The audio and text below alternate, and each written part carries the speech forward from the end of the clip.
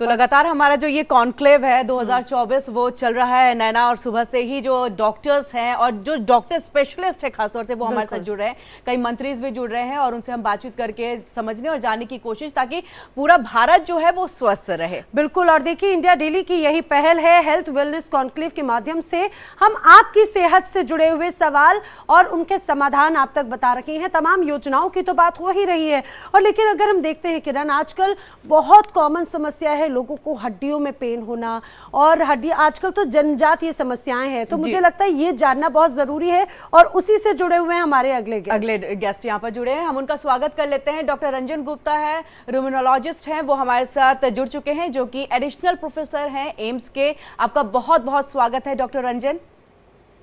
Thank you Kiran ji and thank you Naina ji. जी doctor Ranjan, सबसे पहले यही, क्योंकि जिस तरह से नैना ने भी कहा कि अब ये जो बीमारी है खासतौर से हड्डियों से जुड़ी हुई, ये बचपन में भी हो जाती है। पहले तो हम सुनते थे कि बूढ़े बुजुर्ग हो चुके हैं इस वजह से ये प्रॉब्लम हो रही है, बट ऐसा नहीं है। तो रूमेटोलॉजिस्ट को अगर आप यहाँ बताएं कि आखिरकार है क्या, किस प्रकार का होता है, कैसे समझे, पूरे डिटेल्स में अगर जानना चाहें आपसे।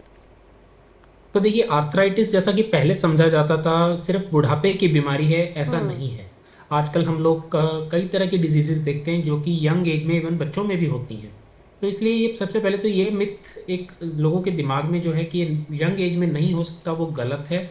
लोगों को जब भी ऐसा कोई आपको लक्षण दिखाई दे जिसमें कि जोड़ों में दर्द और सूजन हो, उसी समय आपको एक रूमेटोलॉजिस्ट से कांटेक्ट करना चाहिए। नंबर 2, हम किन बीमारियों की बात कर रहे हैं। हम जिन आर्थराइटिस से रिलेटेड जिन बीमारियों की बात कर रहे हैं, ये मोस्टली 80 to 90% केसेस में लेडीज में होती हैं। अच्छा। जिन्हें कि आप देखें हमारे देश में मोस्टली उतनी अच्छी हेल्थ केयर नहीं मिल पाती कई कारणों से। तो इसलिए इस बात का भी ध्यान रखा जाना चाहिए कि जिन पेशेंट्स, जो लेडीज में अगर कहीं जोड़ों में दर्द के साथ में सूजन का कहीं कंप्लेंट आ रहा है, आपको उसे देर नहीं करना चाहिए, क्योंकि अगर आप जितना जल्दी इलाज शुरू करेंगे उतना जल्दी इसमें आगे फायदा होने का और जोड़ों को खराब होने से बचाने का, परमानेंटली खराब होने से बचाने का यही एक सबसे अच्छा तरीका है। डॉक्टर रंजन, बहुत इम्पॉर्टेंट बात, लेकिन बहुत बेसिक बात हो जाती है। आपने कहा सूजन आती है या किसी तरह की समस्या होती है, उसकी शुरुआत किस तरह से होती है, उसके बेसिक सिम्टम्स क्या होते हैं, समझे कैसे? और दूसरा एक और सवाल का जवाब दीजिएगा। खासतौर से इंडियंस में एक बहुत कॉमन टेंडेंसी होती है, हर चीज़ का इलाज वो सबसे पहले खुद से या घर से करना चाहते हैं। उनको लगता है किचन में कुछ है, हम उससे अपना इलाज कर लेंगे। ज़रा इसको भी समझाइए, कितना गंभीर होता चला जाता है ये? देखिए, बहुत अच्छा सवाल है आपका। सबसे पहले तो इसमें जानते हैं कि लक्षण क्या है। क्या हर एक इंसान को जिसे जोड़ों में दर्द है रूमेटोलॉजिस्ट के पास जाने की जरूरत है? ऐसा नहीं होता। तो अगर मैं आपको बोलूं कि एक लक्षण ऐसा जो कि सब में कॉमन है, वो है सूजन। चाहे ये सूजन बाहर से आंखों से दिखाई दे, या आप उसे एक्सरे, एमआरआई, अल्ट्रासाउंड करके देखें और आप ये पता लगाएं कि हड्डियों के अंदर सूजन है। अगर ऐसा आपको मिलता है, उस केस में आपको रूमेटोलॉजिस्ट के पास में जाना जरूरी है। अच्छा। नंबर 2, इसके लिए जल्दी जाना, कितना जल्दी जाना जरूरी है? आप जितना जल्दी जा सकें। पेशेंट्स यूजुअली प्रॉब्लम ये होता है कि जब हम किसी भी पेशेंट को ऐसी प्रॉब्लम आती है, और जो हम अधिकतर अपने ओपीडीज में देखते हैं, लोग घर के पास या खुद ही इसका इलाज करना शुरू कर देते हैं, सिर्फ दर्द निवारक दवाइयां लेके, जिसके कारण लॉन्ग टर्म डैमेज होता है। डैमेज का मतलब वो चीज जिसे हम वापस नहीं ला सकते। दवाइयां देकर जोड़ों की सूजन खत्म की जा सकती है, दवाइयां देकर जोड़ों का दर्द खत्म किया जा सकता है, लेकिन अगर आपने इलाज लेने में देरी कर दी और जोड़ खराब हो गए, उसके बाद हम उसे वापस नहीं ला सकते। तो इसलिए जितना जल्दी आपको पता लगे कि मुझे जोड़ों में सूजन और दर्द दोनों चीजें हैं, आपको रूमेटोलॉजिस्ट से मिलना चाहिए। जी, अगर जिस तरह से हम देखें, रूमेटोलॉजिस्ट जो है कहीं ना कहीं 3 चीज़ों को डील करता है डॉक्टर रंजन की। खासतौर से एक अर्थराइटिस, जिसके बारे में अभी आपने बात भी की है, इसके बाद सॉफ्ट टिश्यू, अगर हम रिपेटिज्म की बात करें, या फिर ऑटो इम्यून की हम बात करें, तो इन तीनों को हम चाहेंगे आप थोड़ा सा डिस्क्राइब करके बताएं, क्योंकि कहीं ना कहीं ये तीनों ही बहुत खतरनाक और बहुत घातक है हमारे लिए। तो देखिए, तीनों ही चीजें एक बेसिक चीज से आती हैं, जिसे ऑटो इम्यूनिटी या स्व प्रतिरक्षा बोला जाता है। रक्षा होती है हम किसी को बचाएं, प्रतिरक्षा जब कोई हमें बचाए, स्व प्रतिरक्षा जब वो चीज हमारी ही बचाने वाली हमें ही हमसे बचाए। तो देखिए, हिंदी का एक बहुत अच्छा शब्द है रक्षा, प्रतिरक्षा, स्व प्रतिरक्षा। स्व प्रतिरक्षा हमारी बॉडी हमारे ही खिलाफ, हमारी ही बॉडी पे अटैक कर रही है, ताकि वो हमें ही हमसे बचाने की कोशिश कर रही है। और इसके कारण ये तीनों तरह के सिम्टम्स जो आपने बोले, यानी कि आर्थराइटिस, सॉफ्ट टिश्यू रूमेटिज्म और बाकी एक चीज़ और आपने बोला, तो ये तीनों ही चीज़ें इसी का रूप हैं। और इन तीनों में कॉमन क्या रहेगा? फिर से कॉमन हमारे पास ये रहेगा कि जोड़ों में सूजन होगा, कॉमन ये रहेगा कि जोड़ों में दर्द होगा, और एक अगेन बहुत ही इंपॉर्टेंट सिम्टम, सुबह उठने के बाद अकड़न। ऐसा कोई गठिया नहीं है जिसमें कि मरीज को सुबह उठने के बाद अकड़न नहीं। अगर मरीज ये बोलता है कि मुझे सुबह उठने के बाद एटलीस्ट आधा घंटा अकड़न रहती है, ये इस बात का साइन है कि पेशेंट को गठिया है, पेशेंट को डॉक्टर के पास जाने की जरूरत है। डॉक्टर रंजन, कई ऐसे भी सिम्टम्स होते हैं जो बहुत कॉमन होते हैं और लोगों को लगता है कि शायद ये बॉडी पोस्चर की वजह से है, या हो सकता है लाइफस्टाइल की वजह से है। लोगों को लगता है अच्छा मैं गलत तरीके से सो गया या सो गई होंगी, इस वजह से ये इशू है। तो यही वजह है कि लोग उसे बहुत एक जनरल वे में लेते हैं, उसको उतनी गंभीरता से नहीं लिया जाता। तो उसको आप कैसे देखते हैं? कौन से ऐसे बेसिक और बहुत इंपॉर्टेंट सिम्टम्स हैं वो हर एक एज ग्रुप में जो नज़र आते हो? तो जैसा कि मैंने पहले भी बताया, इसमें हम 3 सिम्टम्स गिनेंगे जिन्हें लोगों को ध्यान में रखना चाहिए। ले पर्सन को, एक आम आदमी को, ये 3 चीजें ध्यान में रखनी है। नंबर 1, जोड़ में सूजन होना जरूरी है। नंबर 2, जोड़ों में अकड़न होना जरूरी है। ये अकड़न कब होगी? जब मरीज काफी देर सो ले, जब मरीज काफी देर बैठ जाएगा, रेस्ट करने से अकड़न आ जाएगी। और तीसरा सिम्टम, जैसे ही मरीज काम में लेना शुरू करेगा, अंगों को चलना फिरना शुरू करेगा, नीचे झुकना शुरू करेगा, जोड़ों से काम करना शुरू करेगा, अकड़न गायब हो जाएगी आधे घंटे के अंदर, आधे घंटे के बाद। तो ये तीनों चीजें जहां भी हों, वहां पेशेंट को ये सोचना है कि मुझे साधारण पोस्चर की वजह से दर्द नहीं है, मेरा दर्द किसी और चीज की वजह से है, वो गठिया है, और हमें उसके लिए डॉक्टर को दिखाना। तो पेशेंट को इन्हीं 3 चीजों का ध्यान रखना है, सूजन, अकड़न, और अकड़न का काम करने से चले जाना। अकड़न का कुछ लोगों में होता है कि काम करने से दर्द आता है, गठिया के मरीजों में काम करने से दर्द चला जाता है। अच्छा जी। तो ये माने कि एक्टिविटी इसके ट्रीटमेंट में सबसे बड़े तौर पर हम, या सबसे पहले पायदान पे हम रख सकते हैं कि जितना आप एक्टिव रहेंगे उतना ही आप इस बीमारी से दूर रहेंगे, डॉक्टर रंजन। और ट्रीटमेंट पे भी हम आपसे जानना चाहेंगे कि ट्रीटमेंट कैसे होता है। तो देखिए, हम एक्सरसाइज करने से बीमारी को आने से नहीं रोक सकते, लेकिन हम एक्सरसाइजेज, फिजियोथेरेपी, फिजिकल एक्टिविटी से बीमारी को बहुत अच्छा रख सकते हैं। इनफैक्ट हमारी लिस्ट में 1-2 गठिया ऐसे आते हैं जिन्हें कि कुछ मरीज सिर्फ एक्सरसाइज करके ठीक रख सकते हैं, और किसी बीमारी में ऐसा नहीं होता। लेकिन यहाँ पे अगर पेशेंट एक्टिविटी अच्छे से करे तो ऐसा पॉसिबल है कि 1-2 टाइप की गठिया आए ही नहीं। रही बात फार्माकोलॉजिकल ट्रीटमेंट यानी कि दवाइयों से इलाज करने की, तो आज के समय में हमारे पास इतने अच्छे साधन मौजूद हैं और गवर्नमेंट की ऐसी अच्छी पॉलिसीज हैं जिसमें कि पेशेंट्स को बहुत हद तक फाइनेंशियल हेल्प हो जाती है। तो इलाज की आज कमी नहीं है, बशर्ते कि पेशेंट समय से डॉक्टर के पास पहुंच जाए। और वो तभी होगा जब आप लोग पेशेंट्स को जगाएंगे, उन्हें ये बताएंगे कि 3 सिम्टम्स उन्हें ध्यान रखने हैं, सूजन, अकड़न और अकड़न का काम करने को नैना सर ने हमें अपना काम भी दे दिया है कि आप जो है सबको जागरूक भी करते रहे। एक सवाल इसी से जुड़ा हुआ मैं पूछ लूं कि टाइम ड्यूरेशन क्या होना चाहिए, जो आप बार बार कह रहे हैं कि टाइमली जो है वो डॉक्टर के पास पहुंचे?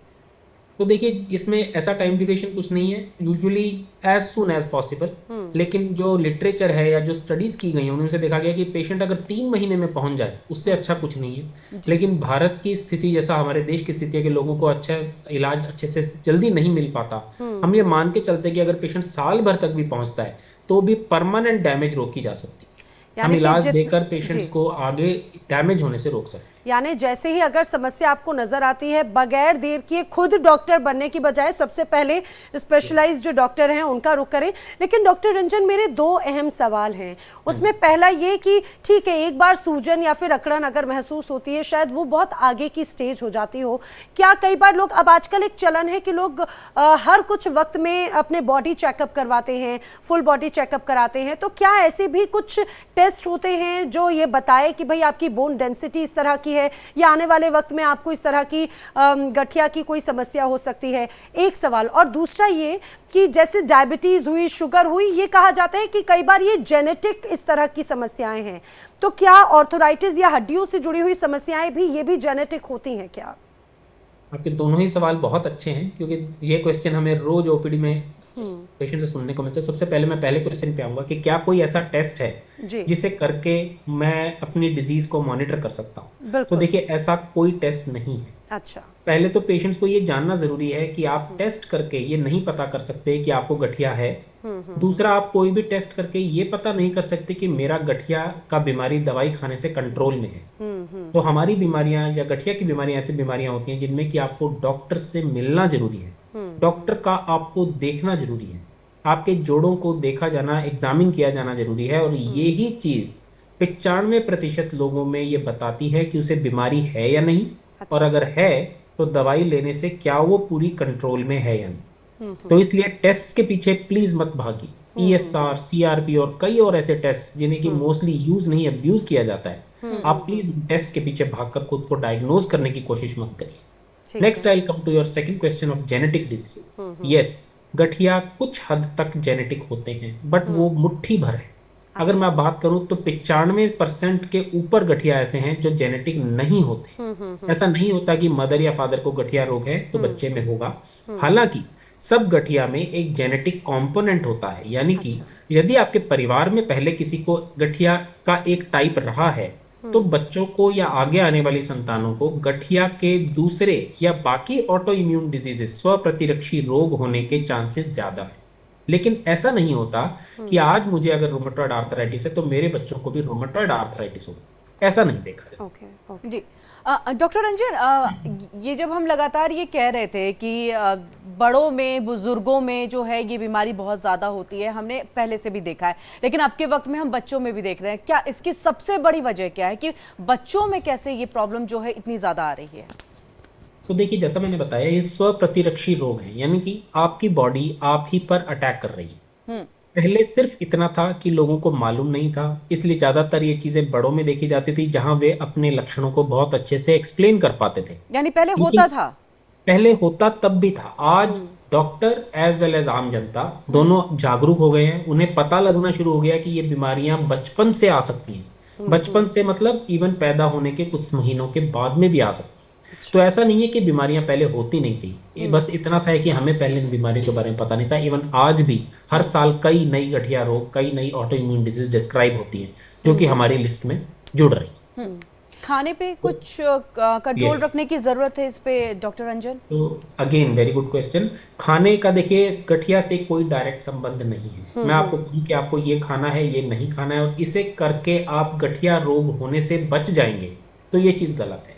हाँ, लेकिन खाने का क्या रोल है, जैसा कि मैंने बताया कि हर बीमारी में एक जेनेटिक कंपोनेंट होता है, ऐसे ही हर बीमारी में एक एनवायरमेंटल कंपोनेंट होता है। जैसे कि आप देखें, अगर दो जुड़वा बहनें हैं, दोनों को सेम गठिया नहीं होगा। एक बहन को गठिया है तो दूसरी को शायद वो गठिया नहीं है। तो इसलिए जेनेटिक कंपोनेंट के साथ में ये भी निर्भर करता है कि बच्चा कैसे वातावरण में पल बढ़ रहा है, और उसके असर के साथ में ये डिसाइड होता है, बॉडी डिसाइड करती है कि गठिया बनेगा या नहीं बनेगा।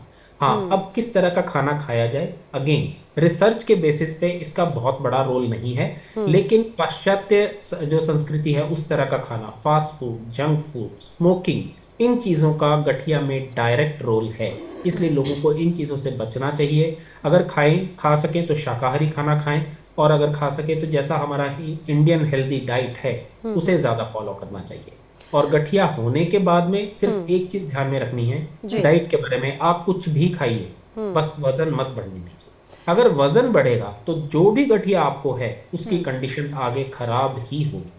सही, तो ये बहुत इंपॉर्टेंट बात है, क्योंकि आजकल हम देखते हैं फास्ट फूड कल्चर जो है वो बहुत कॉमन है, और हर दूसरे दिन हम फास्ट फूड की तरफ अट्रैक्ट होते हैं, और यही वजह है कि वो जंक फूड एक तरह से पेट को जंकयार्ड बना देता है और शरीर किस तरह से उससे चेंज हो जाता है। सर, लेकिन एक बहुत इंपॉर्टेंट बात, क्योंकि आपने आजकल जो छोटे बच्चों को भी हड्डियों से जुड़ी हुई समस्याएं, गठिया से जुड़ी हुई समस्याएं हम देखते हैं, ये भी इस तरह के कई केसेस आपके सामने आते होंगे। जन्मजात भी क्या इस तरह की कोई समस्याएं होती हैं, और अगर होती हैं तो खासतौर से हम देखते हैं कि कई बार टीकाकरण होते हैं, पोलियो से बचाने के लिए टीकाकरण होते हैं, तो क्या इसको लेकर भी ऐसी कोई रिसर्च है, क्या इसको लेकर भी ऐसे कुछ टीकाकरण है जिससे बच्चों को आने वाले वक्त में जन्मजात जो समस्या है वो ना हो?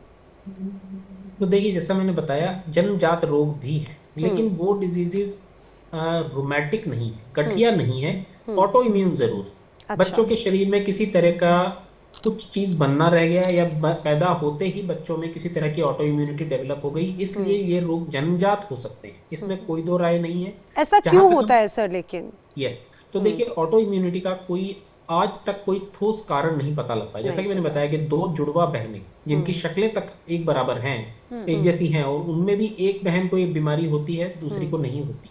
दो जुड़वा भाई हैं, एक को गठिया होता है, दूसरे को गठिया नहीं होता है। हमारी साइंस आज तक इतनी डेवलप नहीं हो पाई है या इतना नहीं समझ पाई है कि ऐसा क्यों होता है, लेकिन ऐसा देखा जाता है कि दोनों बच्चे एक जैसे होने के बावजूद उनका कुछ हद तक एनवायरनमेंट अलग होता है। वे एनवायरनमेंट को दूसरे एक अलग तरीके से डील करते हैं और इस कारण से उनमें गठिया एक में डेवलप होता है, दूसरे में डेवलप नहीं होता है। जहाँ तक बात है इनके इलाज की, तो इन चीजों का गठिया का इलाज जो कि जन्मजात है, साधारण गठिया के मुकाबले थोड़ा मुश्किल है और थोड़ा महंगा भी है, क्योंकि इनकी दवाइयाँ बहुत कॉस्टली होती हैं और कुछ मरीज ही उन्हें अफोर्ड कर पाते हैं। बहुत सी दवाइयाँ हमारे देश में मिलती भी नहीं हैं। अच्छा जी जी। डॉक्टर रंजन, क्या हम ये मान कर के चले, क्योंकि कहीं ना कहीं ये बोन से रिलेटेड है, क्योंकि जो जॉइंट्स है वहाँ पर ये सारे इश्यूज आते हैं, ये प्रॉब्लम आती है और ये गठिया जैसी प्रॉब्लम जो है हम फेस करते हैं। क्या ये माने कि हम प्रोटीन अगर बहुत लेना शुरू कर दें तो शायद हम इस बीमारी से बच सके? मिथ है या सही है? जैसा मैंने बताया, खाने में आपको सिंपल हेल्दी बैलेंस डाइट लेना है। मतलब प्रोटीन का कोई रोल नहीं, protein, fat, carbohydrate, low carb, high carb, इन चीजों का गठिया रोग के डेवलपमेंट में कोई रोल नहीं है। कैल्शियम? आप कैल्शियम का भी इसमें कोई रोल नहीं। देखिए, हड्डी होना और हड्डी में गठिया होना दोनों चीजें अलग है। हड्डी तो एक मतलब गठिया रोग जैसे हड्डियों से जोड़ बना है, तो हमारी जो बीमारियां हैं या गठिया रोग हैं वे जोड़ों में होती हैं, ना कि हड्डी के अंदर डायरेक्टली होती हैं। तो इसलिए कैल्शियम ज़्यादा लेना, विटामिन डी ज़्यादा लेना, प्रोटीन लेना, दूध ज़्यादा पीना, इन चीज़ों का डायरेक्टली गठिया होने से कोई लेना देना नहीं। इसलिए किसी को भी किसी एक पर्टिकुलर खाने से, जैसे बोला है अति अति हर चीज़ की बुरी है, तो आप ये सोचकर कि मैं गठिया रोग से बच जाऊंगा इसलिए मैं इस चीज़ को ज़्यादा खाऊं, वो धारणा गलत है। हाँ, गठिया होने के बाद में जैसा मैंने बताया, सिर्फ एक चीज का ध्यान रखें, वजन नहीं बढ़ने। खाने पे कोई रोक टोक नहीं, आप जो मर्जी खाइए, लेकिन वजन नहीं बढ़ने देना। बस ये ही एक मेन चीज है जो ध्यान में रखना। लेकिन डॉक्टर रंजन, एक बहुत कॉमन सवाल आपका, मुझे लगता है आपसे 2-4 होते होंगे इस तरह के पेशेंट्स। आजकल लोग अपनी सेहत पे ज़्यादा ध्यान रखते हैं। हमने देखा है योगा कल्चर हो या वर्कआउट कल्चर हो, डांसिंग कल्चर हो, अपने आप को फिटनेस फ्रीक बनाने के लिए कई अलग अलग तरीके हैं, लेकिन इसके बावजूद इस तरह की समस्याएं बहुत ज़्यादा हैं।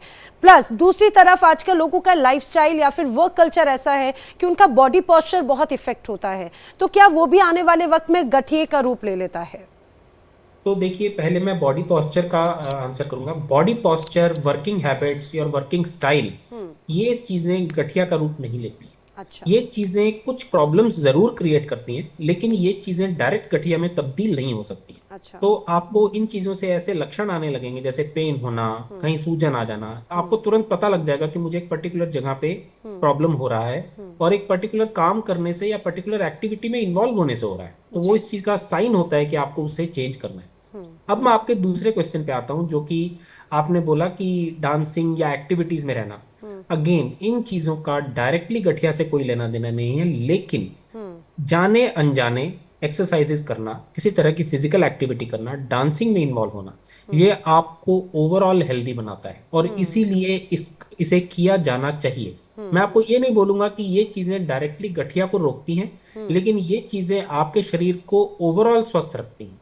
गठिया ही नहीं, इवन हार्ट की प्रॉब्लम्स, डायबिटीज और उन चीजों से बचाती हैं। इसलिए हर एक इंसान को डांसिंग में या योगा में या किसी तरह की फिजिकल एक्टिविटी में इन्वॉल्व होना चाहिए। बिल्कुल। डॉक्टर रंजन, एक और मेरा सवाल है आपसे। मान लीजिए अगर किसी को इस तरह की समस्या हो जाती है, गठिया से जुड़ी हुई या अलग अलग गठिया शरीर के अलग अलग हिस्सों में अगर हो जाती है, ऐसी समस्या होने के बाद में क्या उसका इलाज पूर्णतः संभव है? क्या उसे जड़ से खत्म किया जा सकता है? वो इलाज किस तरह के होते हैं, कितने एक्सपेंसिव होते हैं और क्या भारत में उस इलाज के लिए तमाम व्यवस्थाएं हैं? तो देखिए, again a very good question. तो हम गठिया को मोस्टली खत्म नहीं कर सकते। अच्छा।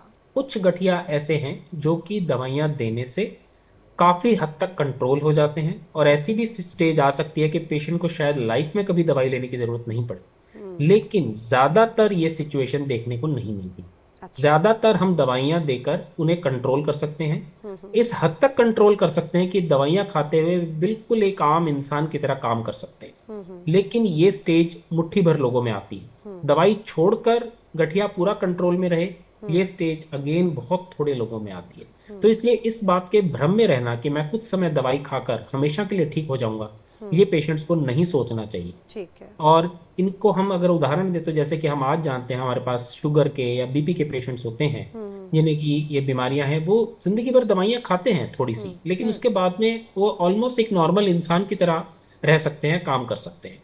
और दूसरा सवाल आपने पूछा कि क्या इसका इलाज संभव है। यस, हमारे देश में आज के दिन जैसा मैंने बताया बहुत अच्छी दवाइयां अवेलेबल हैं, बहुत सस्ते रेट्स पे अवेलेबल हैं, और गवर्नमेंट की स्कीम्स उनके लिए खुली हैं जो पेशेंट इन दवाइयों को अफोर्ड नहीं कर सकते।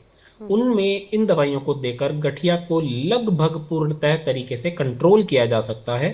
मैं क्योर वर्ड का यूज नहीं करूंगा, वो एक या दो हमारे ऐसी बीमारियां हैं जिनमें कि हम दवाइयां देकर इसे खत्म कर सकते हैं, बट ज्यादातर ऐसा नहीं हो पाता है। जी डॉक्टर रंजन, यहाँ पर दो चीज़, एक तो हमने जब अपनी दादी या उनको कभी जोड़ों में पेन हुआ, दर्द हुआ, तो वो अक्सर कहते थे अच्छा ठंड का मौसम है, तो क्या मौसम का भी असर देखा जाता है कि ठंड में जोड़ों का दर्द जो है वो ज़्यादा बढ़ जाता है, गठिया का दर्द ज़्यादा बढ़ जाता है और गर्मियों के मौसम में कम होता है? एक तो इस पे, और दूसरा जो ऑटो इम्यून, ये इसकी मैं बात करती, सॉफ्ट टिश्यू की मैं जो बात कर रही थी, क्योंकि हमने देखा है ना सिर्फ जोड़ों में बल्कि हमारे जो हाथ के मसल्स वगैरह है वो खिंच जाते हैं, उसमें पेन होता है, तो क्या ये इसी के अंदर में इसका भी ट्रीटमेंट होता है? क्या इसका भी देखने को मिलेगा? Yes. किस तरह से कनेक्ट कर सकेंगे इसे? तो देखिए, सबसे पहले बात की क्या मौसम का असर होता है, बिल्कुल होता है, और इसके पीछे वैज्ञानिक कारण हैं जिन्हें मैं शायद बहुत अच्छे से एक्सप्लेन नहीं कर सकूं, लेकिन आप देखेंगे अगर आप दूध या किसी पानी को आप अगर एक पतीले में रख दें, ठंडा पानी हो और अगर गर्म पानी हो, आप तो उसमें एक स्याही का बूंद डालें, तो किसमें ज़्यादा जल्दी फैलेगा? इसमें गर्म पानी, क्योंकि गर्म पानी में पानी के अणु या पानी के एटम्स वो बहुत तेजी से चल रहे हैं। इसी तरह से सर्दी के अंदर होता यह है कि जो दर्द या सूजन देने वाले केमिकल्स हैं बॉडी में, वो एक जगह जाकर जम जाते हैं और उन्हें बिखरने में समय लगता है। इस कारण से सर्दियों में जो जोड़ों का दर्द होता है वो स्पेशली बढ़ जाता है।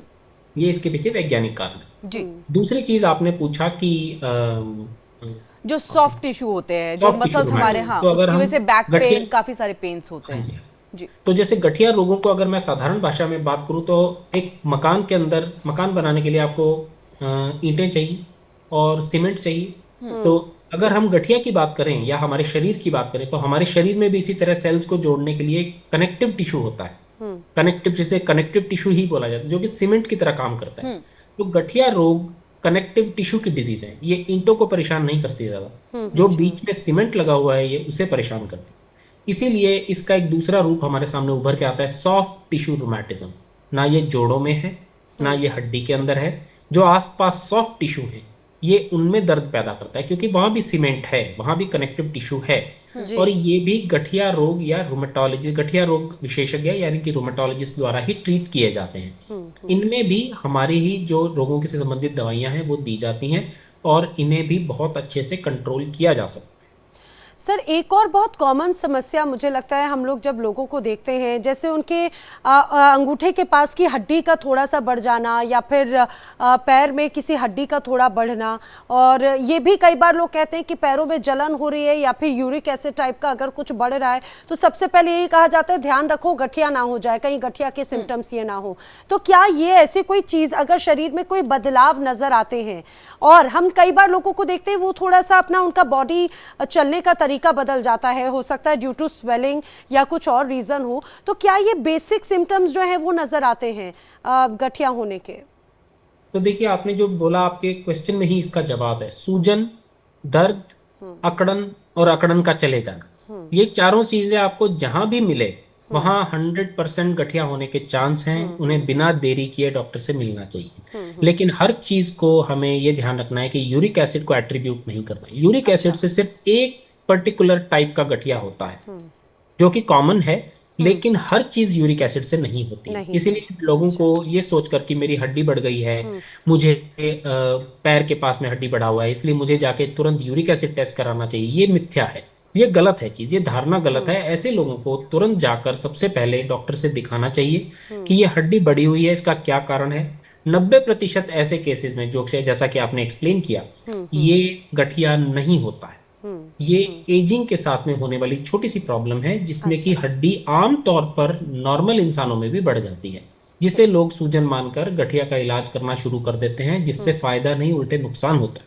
तो इसलिए अच्छा ये है कि जहां भी आपको सूजन नजर आए, मैं तो कहूंगा अगर आपको इन तीनों में से भी एक सिम्टम कहीं मिल जाए, तीनों भी ना मिले, सूजन दिखाई दे, या अकड़न हो सुबह उठने पे, और दूसरा अकड़न काम करने से चली जाती है, जी उससे इंसान को तुरंत रूमेटोलॉजिस्ट से मिलना चाहिए। जी डॉक्टर रंजन, एक सवाल जो है वो बहुत ही महत्वपूर्ण और हर किसी के जहन में इस तरह के सवाल आते हैं कि क्या जो मैराथन दौड़ते हैं, जो रनर्स है, उनके भी तो जोड़ों में पेन आता है, तो क्या एक बहुत बड़ी वजह वो भी है? क्योंकि हमने देखा है मिल्खा सिंह को भी यही इश्यूज जो है, ये प्रॉब्लम्स जो है वो आई। तो देखिए, ये कोइंसिडेंस हो सकता है, लेकिन जैसा मैंने बताया, एक्सरसाइज करना आपको गठिया नहीं करेगा, ये बचाएगा नहीं, तो ये एक्सरसाइज करना गठिया सर नहीं रनिंग की करेगा। अगर पर्टिकुलर रनिंग की बात करें तो यस, इवन रनिंग, आप काम क्या कर रहे हैं? देखिए, आप दौड़ ज्यादा रहे हैं, तो एक चीज जो आप कर रहे हैं वो ये है कि आप अपने घुटने और पैर के जोड़ों का ज्यादा इस्तेमाल कर रहे हैं। ऐसे केसेस में क्या होगा कि उनके घिसने का चांस थोड़ा ज्यादा है, और उनके घिस जाने से उनमें जोड़ों में दर्द आ जाना लाजमी है, लेकिन वो गठिया नहीं कहलाएगा। गठिया की डेफिनेशन जैसा मैंने आपको बताया वही 3 लक्षण है। अगर मैं इसी में एक आपको, आपने मिल्खा सिंह जी का एग्जांपल दिया, मैं आपको शोएब अख्तर का एग्जांपल दूंगा कि जिन्हें घुटनों में प्रॉब्लम थी, ऐसा कहा जाता था कि वे मैच में जाने से पहले घुटनों में इंजेक्शन लगवाकर पानी निकलवाकर आते थे। तो प्रॉब्लम ये था कि उनका रनअप इतना लंबा था और इतने ज्यादा घुटनों का तो इस्तेमाल हो सर रहा वैसे अगर ड्यूरेशन देखा जाए तो किसी जो रनर हैं, जो मैराथन के लिए या फिर जो रूटीन लाइफ में भी रनिंग करते हैं, उन्हें कितने वक्त तक रनिंग करना चाहिए और कितने वक्त से ज्यादा वो बॉडी इंडिकेट करती है कि अब नहीं करना है? देखिए, ये सिर्फ मैराथन रनर के लिए नहीं है, मैं हर एक इंसान के लिए बोलूंगा। जी जी यदि आपको एक्सरसाइज करना है और एक्सरसाइज करने के बाद आपको पर्टिकुलर जॉइंट या ऑर्गन में पेन शुरू हो जाता है, और वो पेन 1 घंटे से ज्यादा रह रहा है, इसका मतलब आप अपनी बॉडी का ओवर यूज कर रहे हैं।